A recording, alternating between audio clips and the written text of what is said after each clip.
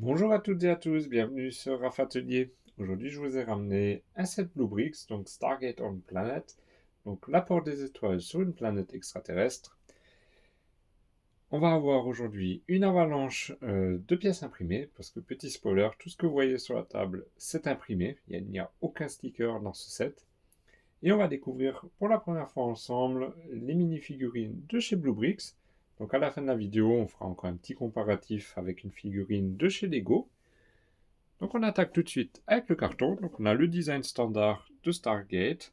On a 665 pièces, 5 mini-figurines. Donc c'est l'équipe SG1 de la fin de la série, donc je crois les 2 dernières saisons. Et l'arrière basique, on voit qu'on peut enlever l'horizon. Ensuite, la notice, elle reprend le design de la boîte. Donc comme d'habitude, le reproche que je fais souvent à Lego aussi, c'est qu'il n'y a pas d'immersion dans la série. On commence tout de suite par la construction. C'est un peu dommage. On peut voir que la construction, il n'y a pas de souci. Les pièces qu'on a déjà mises sont grisées. Donc il n'y a aucune difficulté sur ce set. Et à la fin, bien entendu, comme d'habitude, la liste des pièces. On va commencer par les figurines. Donc on a Samantha Carter, Teal'c et Daniel Jackson.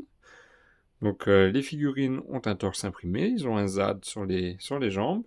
Ce qui est drôle aussi, c'est que il y a le logo du AGC sur les bras, et de l'autre côté, on a le logo de SG1, donc avec le petit 1 sur le bras. Donc là, ils sont vraiment embêtés à faire ça bien. Donc on a des accessoires qui sont avec, des différentes armes. Je pourrais vous montrer tout à l'heure plus en détail. Et Teal'c avec sa petite marque dorée sur le front. Ils ont fait ça bien. Ça me plaît. Et on a du coup pas Jack O'Neill, mais Cameron Mitchell, pardon. Et voilà. Pareil, le même design. Ils sont en tenue de mission. On a un petit panneau qui indique qu'est-ce que c'est comme set. On a l'obélisque qu'on voit régulièrement dans la série. Donc aussi avec des pièces imprimées. Comme vous pouvez voir, ça reprend vraiment le détail de ce qu'on voit dans la série. Et on a une petite trappe pour accéder aux cristaux de contrôle. Donc, si on veut mettre ça en action, comme dans la série, elle peut trafiquer les cristaux de contrôle. Ensuite, on a un DHD. Donc là aussi, je trouve qu'il est super bien fait. On a toutes les différentes, tous les différents logos de la porte des étoiles. Donc pour composer l'adresse pour rentrer chez soi. Là, ils sont vraiment donné du mal pour avoir autant de détails sur une si petite pièce. Là, je suis très content qu'on ait eu ça. On a un Malp.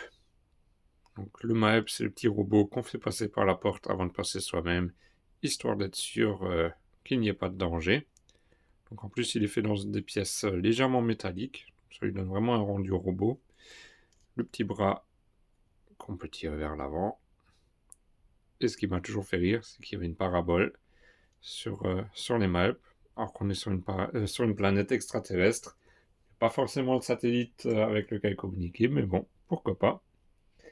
Et ensuite, on a la porte des étoiles en soi. Donc, je vais vous montrer ça. Donc, on peut voir qu'il y a les marches. Donc, c'est une porte standard qu'on voit dans plein d'épisodes de la série. Et l'arrière, naturellement, est aussi rempli de pièces imprimées. Donc, ça, c'est vraiment extrêmement cool. Alors, je vais enlever l'horizon et on va aller plus en détail. Hop là. On va commencer par ça. Donc, ça, c'est pareil. Donc, l'horizon, ça vient c'est imprimé en un morceau. Donc, sur différentes pièces. Donc, ça vient sur des plaques noires comme ça. Et il faut le détacher pour construire. Donc ça a l'avantage que les pièces sont vraiment parfaitement, ou les choses qui sont imprimées sont parfaitement alignées d'une pièce à l'autre. C'est vraiment bien fait. Poser par là. Ensuite, on a à l'arrière du socle de la porte une petite trappe ici avec... J'ai failli le faire tomber. Avec les différents cristaux de contrôle de la porte. Et on a une deuxième trappe à droite avec une banane. Alors là, j'ai dû rechercher pourquoi une banane. Et en fait, c'est un petit easter egg que le designer a voulu proposer. Donc c'est pendant une conférence de fans, il y a eu une interdiction à la dernière minute de porter des armes factices. Et du coup, les fans de Stargate étaient un peu déçus et ont mis des bananes, ont porté des bananes sur eux en guise d'armes. Donc voilà, il a trouvé ça très drôle et il a voulu le mettre dans un set, donc il l'a mis dans celui-là. Après, si la banane vous dérange, il n'y a pas de souci, on peut remplacer par d'autres, par un cristal, il y en a d'autres qui sont livrés avec. Là, je vous montre la porte un peu plus près. Donc on peut voir qu'il y a vraiment tous les logos comme dans la série. Ils se sont vraiment amusés à designer les différentes pièces et tous les logos. Donc, les petites pièces imprimées, elles sont vraiment magnifiques et il n'y en a pas une comme l'autre parce qu'à chaque fois elle reprend le design originel de la porte. Et on a l'arrière aussi. Bon, l'arrière est un peu plus simple, mais c'est quand même bien qu'ils aient imprimé derrière aussi. Je pense que chez Lego, on n'aurait même pas eu l'impression devant. Ça aurait été des stickers et à l'arrière, on n'aurait rien eu. Donc en principe, si vous voulez faire une porte flottante, comme on le voit des fois dans la série quand elle est soulevée ou autre, ils ont aussi mis la petite pièce à mettre ici, donc, pour avoir vraiment une porte complète. Malheureusement, on peut voir chez moi que celle-là, elle est un petit peu sale. J'ai pas réussi à l'enlever avec de l'eau. Il faudrait que je vois si j'arrive à l'enlever avec autre chose, sinon il faudra leur faire un petit mail pour leur dire de m'en renvoyer une. Voilà, je vais vous remonter ça. On a aussi la petite pièce avec les différents chevrons de couleur rouge. Donc dans la série, en fait, quand c'est orange, la porte est activée. Quand c'est rouge, la porte est désactivée. Donc là, on a les petites pièces correspondantes pour pouvoir faire la version porte fermée, enfin porte éteinte. Et je trouve ça cool qu'ils aient fait en sorte qu'on puisse démonter la porte. Je vous montre l'intérieur rapidement. Bon, il n'y a rien de... C'est pas fou, c'est de la construction standard. Mais qu'on puisse la sortir en un morceau. Je trouve ça vraiment cool parce qu'ils auraient pu s'arrêter là, quoi. Ils auraient fait des économies au niveau des pièces imprimées, etc. Mais ils se sont donné du mal. Et je trouve que pour 40 €, on a quand même un sacré set avec un bon nombre de pièces imprimées. Ça fait vraiment plaisir à construire. Et on a vraiment tout ce qu'il faut, quoi. On a le DHD pour pouvoir rentrer, on a l'horizon, on a l'obélisque qui arrive dans certains épisodes. Donc il y a vraiment de quoi faire. C'est vraiment sympa. Alors si en plus vous mettez une petite lumière à l'arrière, ça fait vraiment une belle petite décoration. Qu'est-ce qu'on a d'autre? Alors, les mini-figurines avaient aussi des petits chapeaux, enfin des casquettes, qui sont avec aussi. Et on a une multitude de pièces de rechange avec des cristaux, les petites pièces rouges des chevrons que je disais, etc. Ce qu'on a aussi, ce sont 2 cadres avec les armes. Là, j'en ai utilisé qu'un, donc je vais vous montrer sur celui-là. Donc on a des armes des Goa'uld, donc celui de Tialk et le Taz, non Zad, pardon, les P90, et on a des armes aussi de Stargate Atlantis, celle-là c'est SG1 aussi, mais je ne sais plus exactement de quel ennemi elle provient. Mais du coup, vous avez 2 cadres comme ça avec. C'est vraiment cool qu'ils aient mis ça dedans, parce qu'on a vraiment les armes de la série, en sachant le prix que coûte un moule. C'est vraiment pas mal.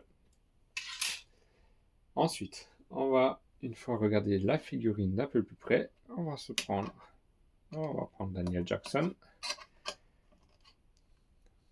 On va lui enlever l'arme. Et on va le comparer à Obi-Wan Kenobi de chez Lego. Donc on peut voir qu'au niveau de la taille, les 2 figurines sont sensiblement identiques. Alors les jambes sont un peu plus arrondies. De manière générale, la figurine de chez Bluebricks est un petit peu plus arrondie. Je sais pas ce que vous en pensez, n'hésitez pas à me le mettre dans les commentaires. Moi je trouve qu'on peut mettre les deux ensemble dans un set, je trouve que, ou dans un mock, je trouve que ça se marie plutôt bien. Alors, la figurine de chez Bluebricks tient aussi, mais elle tient un petit peu moins fort que celle de chez Lego. Je pense que c'est parce que chez Lego, le carré en dessous, il est fermé, alors que chez Bluebricks, il est ouvert.